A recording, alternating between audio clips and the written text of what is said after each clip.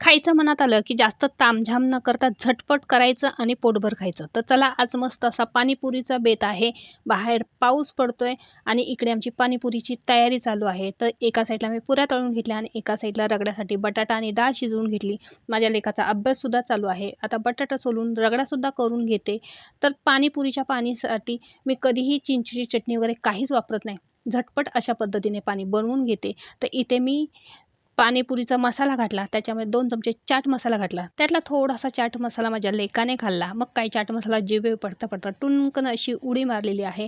तर इथे मी त्याच्यामध्ये टोमॅटो सॉस घातला भरपूर असा. 1 चमचा लाल तिखट घातलं, मीठ घातलं, पाणी टाकून पाणीपुरीचं पाणी तयार करून घेतलं आणि पाणीपुरीबरोबर सोबतीला आमचे बाउल केक तर आहेतच.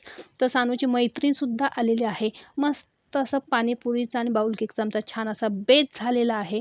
तर तुम्ही पाणीपुरीचं पाणी कशा पद्धतीने करता हे कमेंटमध्ये मला नक्की सांगा. तर चला आता ही पाणीपुरी आम्ही एन्जॉय करतो.